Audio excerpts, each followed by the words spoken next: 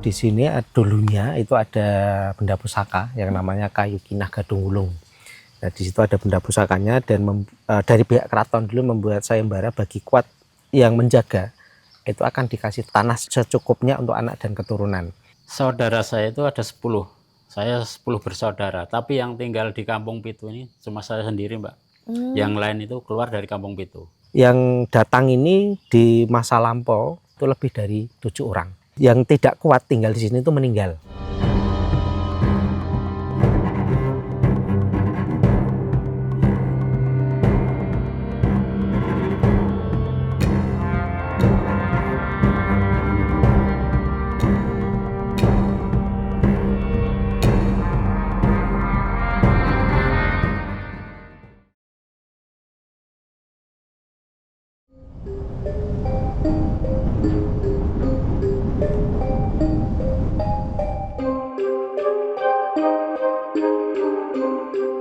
Kabut pagi menggantung di perbukitan Gunung Kidul. Perlahan, cahaya matahari menyibak siluet gunung api Purbanglanggeran. Gunung yang telah lama mati, namun menyimpan denyut kehidupan yang tak pernah benar-benar padam. Di sini alam berbicara dalam bahasa kesunyian. Angin berhembus di sela pepohonan. Batu-batu tua menyimpan ingatan, dan waktu seolah berjalan lebih pelan. Di punggung gunung api purba yang telah lama membisu, tersimpan sebuah kampung kecil yang bukan hanya unik, tapi juga memegang aturan hidup yang tidak biasa. Sebuah kampung yang hidup dengan satu aturan utama. Penghuninya hanya 7 kepala keluarga. Tidak lebih dan tidak pula kurang. Inilah Kampung Pitu.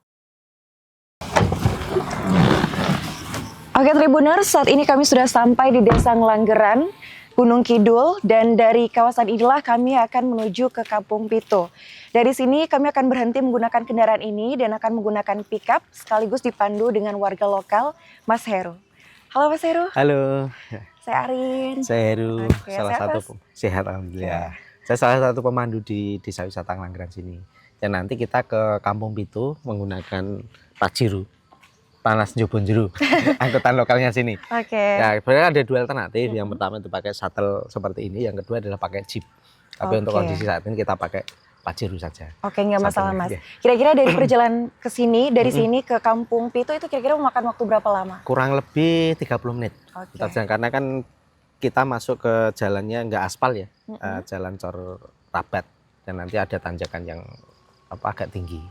Jadi harus hati-hati ya di situ. Oke. Kita langsung aja Mas. Ya, mari kita masuk atau naik ke Pajero.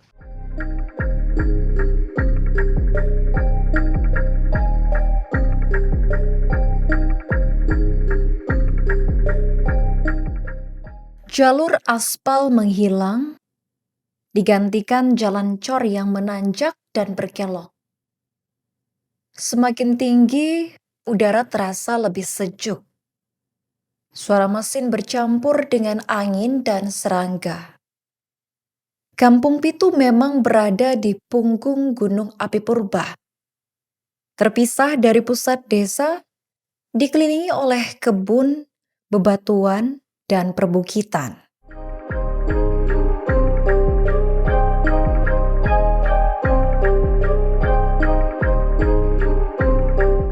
Oke Tribuners, saat ini kami sudah sampai di Kampung Pitu dan ini sudah menunjukkan pukul 7:05. Dan saat ini aku bersama Mas Heru akan mendatangi rumah yang akan kita tuju pada hari ini. Sekilas kampung ini terlihat seperti kampung lain di Gunung Kidul. Rumah limasan, kandang ternak, kebun, jalan kecil di antara perbukitan. Namun di balik kesederhanaannya, kampung ini memikul sebuah aturan hidup yang telah dijaga turun-temurun selama 5 generasi.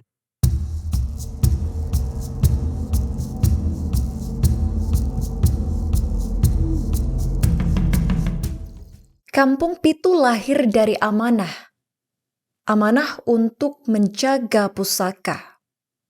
Sayembara keraton menentukan seseorang yang terpilih, mengantar seorang leluhur menetap di wilayah ini dan membawa sebuah kisah berubah menjadi kehidupan. Oke Mas Heru, Ya. mungkin boleh dijelaskan Mas gimana sih sejarah Kampung Pitu ini dan bagaimana asal-usul berdirinya? Ya. Menurut cerita di Kampung Pitu di sini dulunya itu ada benda pusaka yang namanya Kayu Kinah Gadung Wulung. Nah, di situ ada benda pusakanya dan dari pihak keraton dulu membuat sayembara bagi kuat yang menjaga itu akan dikasih tanah secukupnya untuk anak dan keturunan. Nah, dari situ ada seorang empu atau orang sakti zaman dulu namanya Mbah Hiro Kromo. Namun di sisi lain Mbah Hiro Kromo ini tidak tahu bahwa ini ada sayembara. Dia malah dapat wisik. Wisik itu kayak wahyu atau bisikan lah seperti itu. Suruh datang ke sini. Karena aslinya bukan dari Jogja, tapi dari luar Jogja. Nah, dia sampai sini kemudian di lokasi Kayu Kinah ya dia menjaga ataupun merawat benda pusaka tersebut. Nah, setelah itu datang seorang empu. Kalau orang-orang sakti loh zaman dulu. Nah, yang datang ini di masa lampau katanya itu lebih dari 7 orang. Nah, yang tidak kuat tinggal di sini itu meninggal zaman dulunya ya. Nah, dari ketujuh ini yang kuat ditinggal di sini sekian tahun lah ibaratnya seperti itu. Nah, dari ketujuh ini yang meneruskan keturunan 2 orang. Kemudian yang 5 ini ada yang keluar atau mukso menurut cerita sesepuh. Nah, dari kedua ini keturunan dari Mbah Iro Kromo dan Mbah Tir yang ada di Kampung Pitu saat ini. Dari pusaka lahir amanah, dan dari amanah tumbuh Kampung Pitu. Sejarah inilah yang menjadi akar dari aturan, akar dari cara hidup, dan akar dari segala hal yang sampai hari ini masih dijaga oleh warga Kampung Pitu.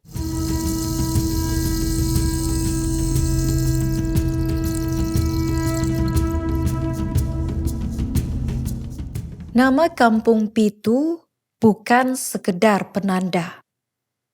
Pitu memiliki arti 7, bukan hanya angka, tetapi batas. Bukan sekedar hitungan, melainkan sebuah keyakinan. Bertahun-tahun di kampung ini warga membuktikan jumlah itu tidak pernah benar-benar berubah. Mas Heru, ini Ya. kan namanya Kampung Pitu ya, Kampung 7. Apakah selalu konsisten dihuni oleh 7 kepala keluarga atau sempat lebih atau kurang bahkan? Ya.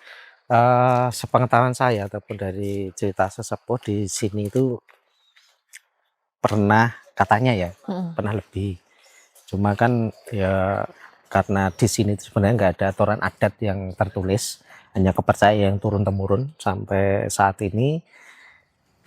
Bila mana lebih itu kan bila nggak kuat yang tinggal di sini menurut cerita dia merasa nggak betah di rumah, kemudian cekcok keluarga ataupun nanti sakit-sakitan menurut ceritanya seperti itu.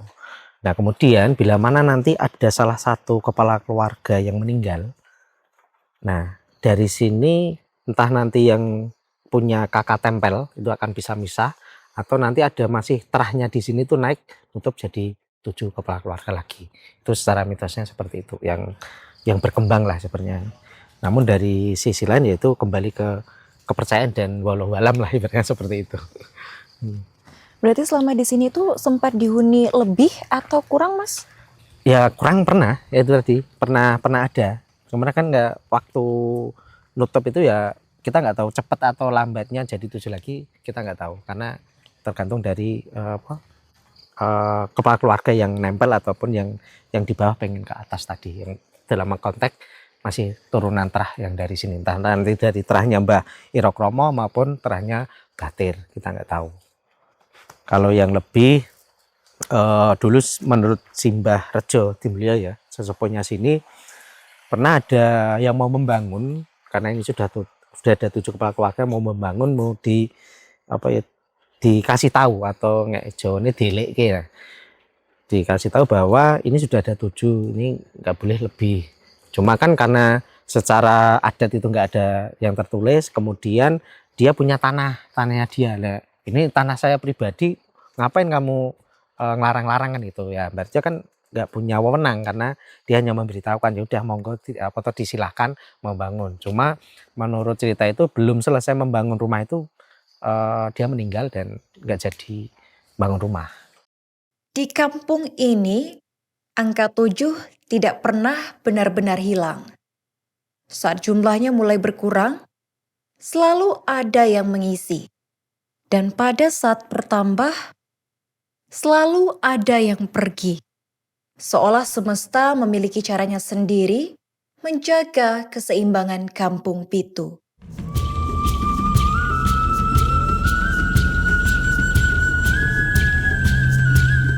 Hari ini, Kampung Pitu dihuni oleh 7 kepala keluarga.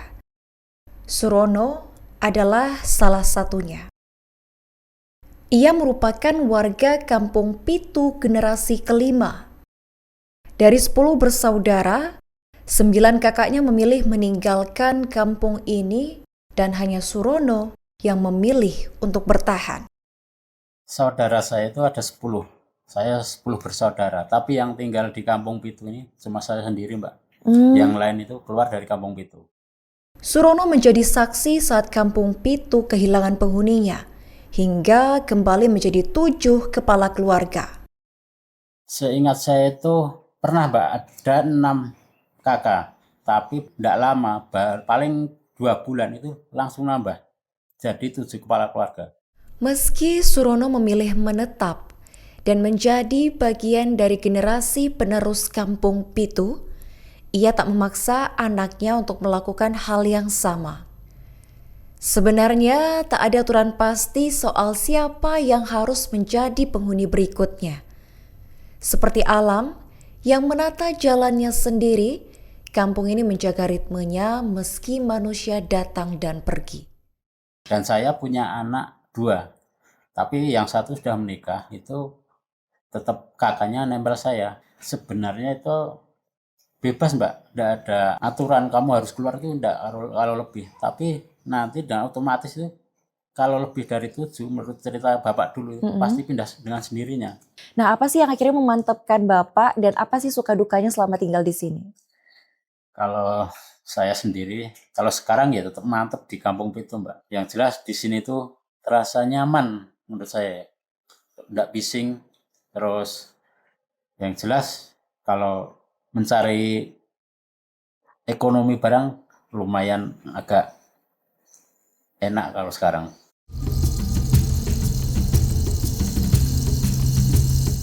Kampung Pitu tidak hanya hidup dengan cerita. Ia juga menyimpan situs-situs yang melengkapinya. Kalau di Kampung Pitu ini ada situs apa aja, Mas? Kalau di sini ada namanya Telaga Guyangan. Itu adalah sumber mata air yang diambil oleh warga Kampung Pitu. Dan di situ juga sampainya ada namanya Tapak Jaran Sebrani.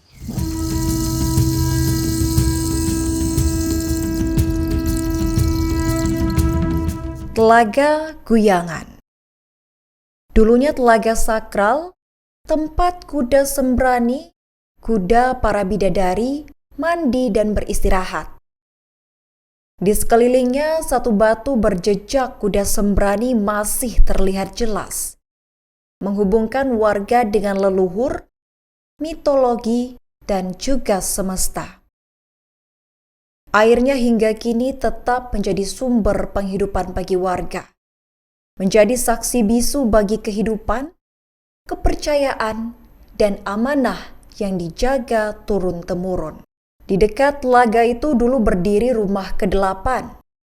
Namun penghuninya telah meninggal, menyisakan rumah yang kini kosong. Di sini, kesunyian rumah ke-8 seolah menegaskan magis Kampung Pitu, bahwa di antara angka dan cerita, 7 kepala keluarga tetap menjadi nadi kehidupan kampung ini. Ini kita mau sampai di telaga, cuma kita akan melewati ini salah satu rumah warga yang sekarang kosong. Dulu yang nempatnya itu simbah tapi perempuan. Itu untuk kakaknya memang masih ngikut anaknya yang di rumah sampingnya.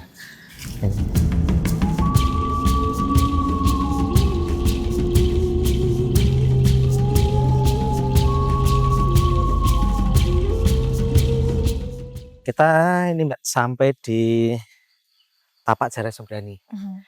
Nah ini kita buat kotak ya ataupun kesit besi untuk dan rantai biar nanti tidak hilang dan juga untuk mempermudah kita saat ada orang yang ingin melihat. Nah tapaknya ini menurut cerita ini kan Jaran Sembrani itu jaran gaib, kuda gaib yang dipilihnya bidadari. Nah menurut cerita itu kan dari jaran kuda Sembrani sebelum tur ke telaga, karena depan ini kan telaga, dia akan turun. Nah saat sampai di dunia nyata lah ibaratnya, setiap kuda itu napakkan di kaki di bawah ataupun di batu dia akan membekas. Nah ini adalah contoh salah satunya tapak Jaran Sembrani. Pernah juga menurut cerita itu sebenarnya banyak, tidak hanya satu, karena ada tokoh zaman dulu itu yang bisa ngambil tapak ini dengan mantra. Jadi ada ritual khusus tertentu, nanti di sampingnya tapak ini dia hanya diketok 3 kali, seperti itu dia langsung copot. Nah terus diambil, menurut cerita seperti itu. Cuma ya memang zaman dulu kan kayak kita melihat dari sisi cerita itu kan banyak orang-orang sakti. Beda kalau zaman sekarang, mungkin itu tidak akan percaya kan itu. Ibaratnya di hal yang tabu ataupun hal-hal yang halu ya, seperti itu. Oke, setelah sini nanti kita akan ke telaga sekalian, lokasi sumber mata air telaga yang kondisi saat ini sudah menjadi sawah. Mari Mbak, kita lewat sana.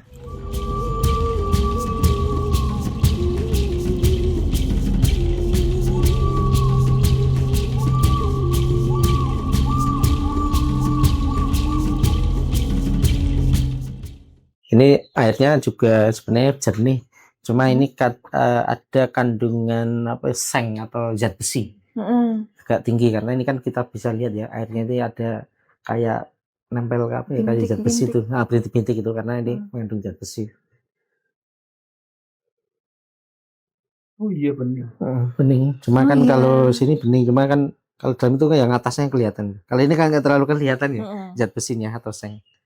Kita ini langsung kita nanti dari sini ke makam sesepuh sama lokasi perkiraan lokasi tempat kayu Kinah Gadung Wulung. Sebelum mencapai puncak, terdapat makam leluhur. Orang pertama yang menapaki tanah ini menjadi akar dari aturan, amanah, dan kehidupan di Kampung Pitu.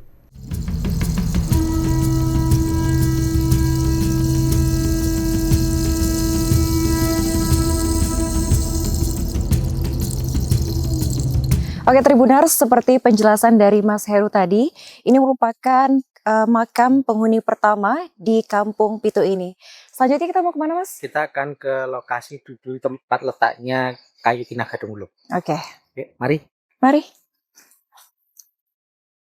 Kampung Pitu mengajarkan bahwa hidup tak selalu tentang menambah, kadang justru tentang membatasi, tentang tahu kapan akan cukup.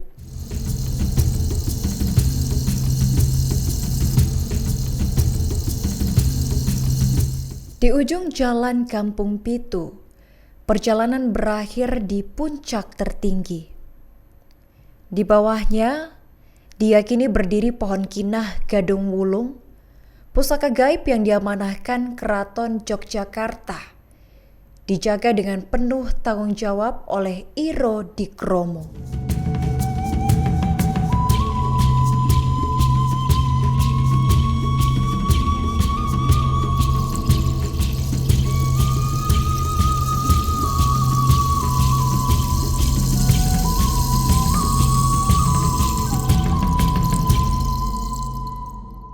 Ini kita udah sampai nih Mas berarti? Ya, kita sudah sampai di Watu Bantal, dan belakang kita ini menurut ceritakan dulu yang letak lokasi kayu Kinah Gadung Wulung, yang tempat di mana Mbah Iro itu dapat wangsit untuk menjaga di sini.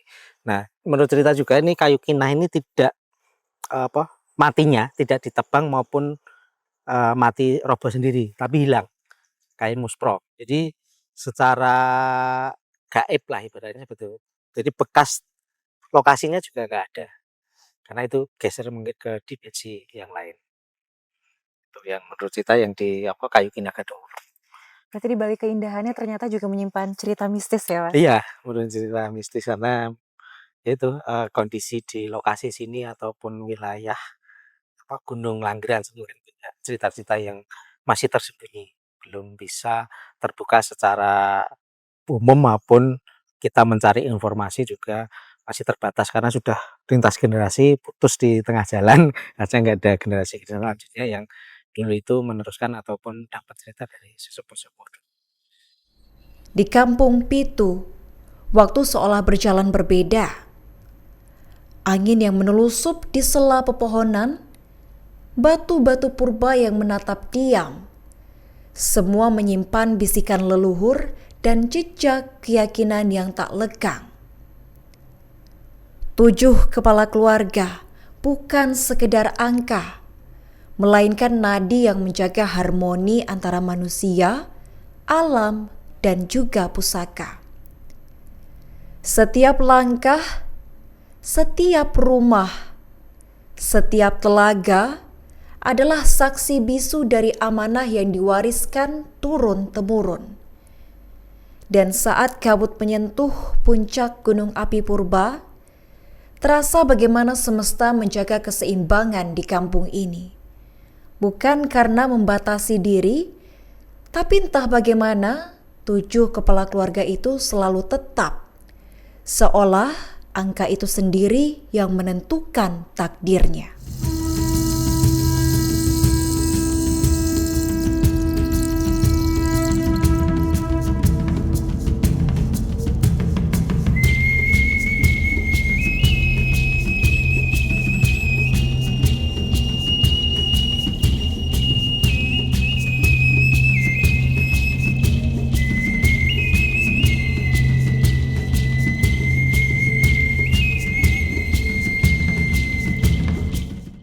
Download Tribun X sekarang, menghadirkan lokal menjadi Indonesia.